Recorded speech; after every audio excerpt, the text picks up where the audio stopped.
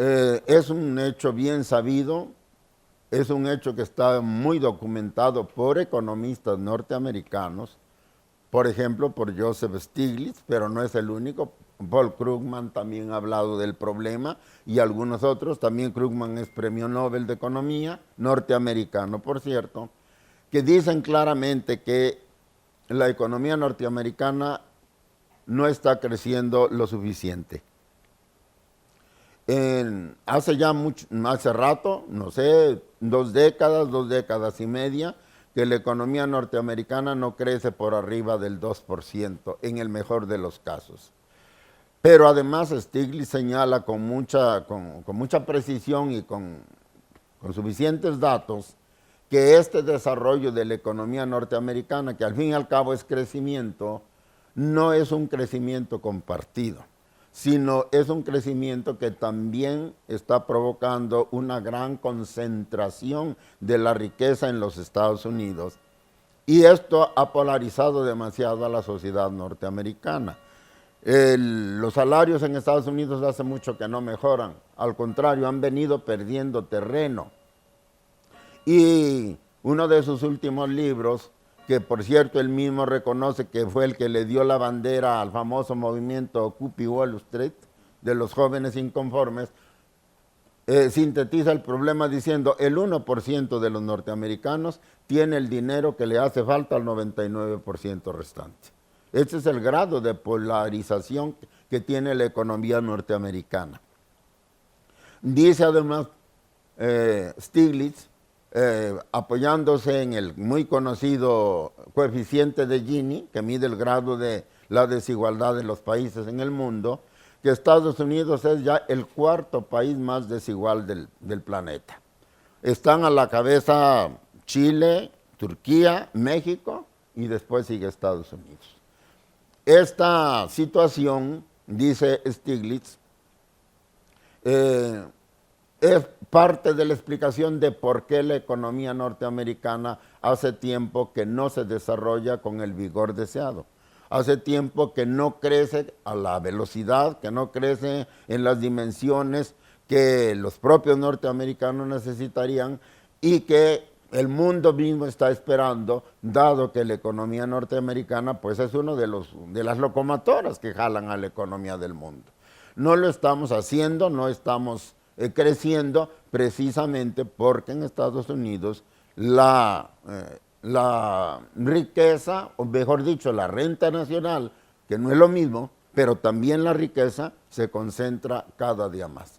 Y entonces esto trae como consecuencia que haya poco esfuerzo, que haya poca voluntad, que haya poca entrega, digamos, de la población norteamericana para impulsar hacia adelante la economía, como ocurrió, por ejemplo, dice él, en la época del New Deal, que implantó el presidente Roosevelt en 1933.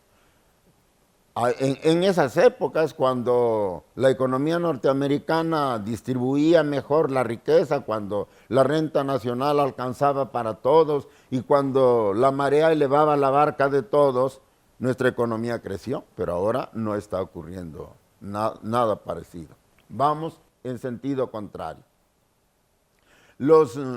Esta concentración de la riqueza tiene una resultante muy precisa. Se acumula mucho dinero en manos, ya no tanto incluso de los capitalistas industriales. Ya no se acumula el dinero mayoritariamente en manos de quienes invierten para producir algún tipo de mercancías y hacer negocio, pero al fin y al cabo es una inversión productiva. El dinero se está acumulando en manos de los bancos, de los grandes bancos. Nos estamos financierizando. La economía norteamericana se está convirtiendo en una economía de casino, en una economía que vive de la especulación, porque todo el mundo sabe que los bancos no producen nada, que las bolsas de valores no producen nada, que negocian con promesas de dinero futuro, las llamadas acciones, y que verdaderamente el verdadero negocio de las bolsas es comprar y vender acciones, que es lo que se llama especulación, que lleva a los especuladores a provocar alzas o caídas de las acciones de tal o cual empresa, solo para ganar más dinero, solo para vender sus acciones más caras o para comprar baratas las acciones ajenas y luego venderlas más caras. Esto es economía de casino. Como esto tiene sus límites y la acumulación es cada vez más grande en manos de los banqueros, estos han empezado a recurrir a lo que Stiglitz le llama búsqueda de rentas, que están ya completamente fuera de lo que pudiera ser verdaderamente parte de un sistema económico racional. Han caído en una especulación verdaderamente atroz, le llama él. Y la atrocidad ahora que están cometiendo los bancos es que para poder encontrarle empleo y utilidades, por supuesto, a su capital ocioso, que es mucho, están, por ejemplo, han prestado mucho dinero de plástico, mucho dinero para el consumo, crédito al consumo, a través de las tarjetas de crédito.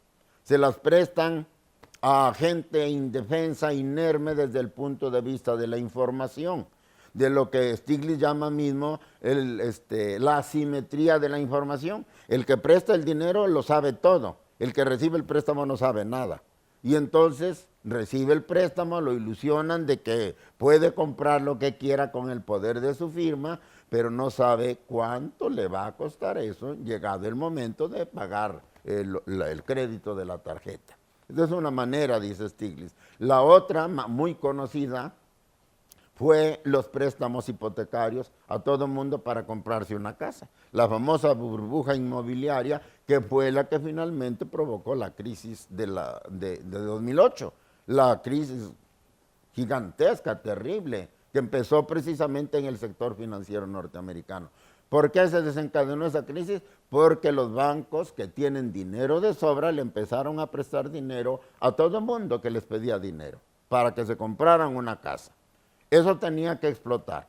Llegó un momento en que con una economía que no crece y con tanto crédito que no se aplicó a la inversión, sino a la compra de bienes inmuebles, llegó un momento en que los deudores o ganaban muy poco y no podían pagar o perdieron el empleo y no pudieron pagar el crédito que habían recibido, y entonces los bancos pues empezaron a recoger, embargarles, por así decir, las viviendas que habían comprado, pero además perdiendo el deudor lo que ya había abonado. Y entonces, por eso Stiglitz dice, esta es una especulación atroz, porque son mecanismos para sacarle los últimos recursos que tiene en su bolsillo la parte más débil de la economía norteamericana. ¿Y esto qué es lo que ha traído? Mayor desigualdad y menor crecimiento de la economía. Ahora bien, esta especulación, que además ya les explotó, cuando menos en una de las explosiones que puede haber, tampoco les ha resuelto el problema, porque la acumulación del capital financiero es demasiado grande. Y entonces ellos han estado recurriendo a otro mecanismo, que esto ya tiene que ver con el mundo, a los préstamos forzosos o a los préstamos también, digamos, no éticos, no económicamente no justificados, a países que están gobernados por gobiernos corruptos, que reciben el préstamo, que no lo aplican a la economía de sus países, sino que hacen con él lo que se les pegue la gana. Pero finalmente quienes prestan el dinero saben lo que va a pasar con el dinero, quienes lo reciben saben también lo que va a pasar con el dinero, y a pesar de eso cada vez hay más deuda. Prácticamente medio mundo está endeudado. Las famosas crisis de la deuda, de las cuales son el típico caso, el caso de Grecia, el caso de España, no es más que parte de la especulación financiera que se está produciendo en el mundo. A Grecia la obligan a recibir préstamos. El gobierno griego, que no es un gobierno propiamente comprometido con su pueblo, recibe el dinero, recibe el préstamo, se lo gasta, se lo roba, por decirlo en buen mexicano, y ahora quienes tienen que pagar el crédito son los griegos todos.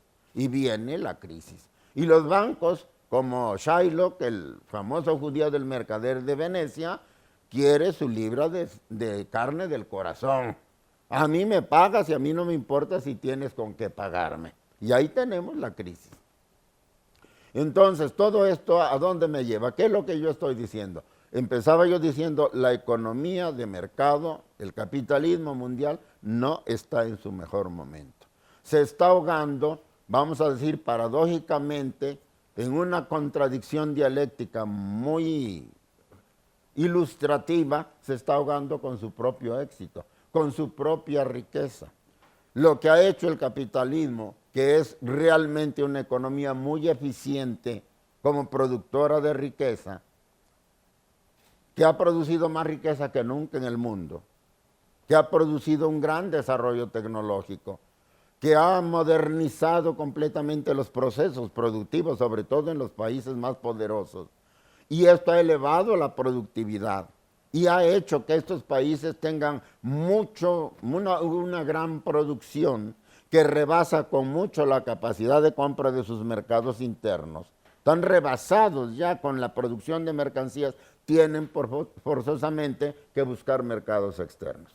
Pero no solamente han provocado que se produzca un excedente económico que por fuerza tiene que venderse en el exterior, sino que este mismo proceso ha provocado la acumulación del capital financiero, el crecimiento del capital financiero. Los bancos tienen mucho dinero y no saben qué hacer con él. Y entonces han caído en maniobras especulativas como las que me he detenido en detallar y que realmente lo único que están haciendo es dañar a la economía del mundo.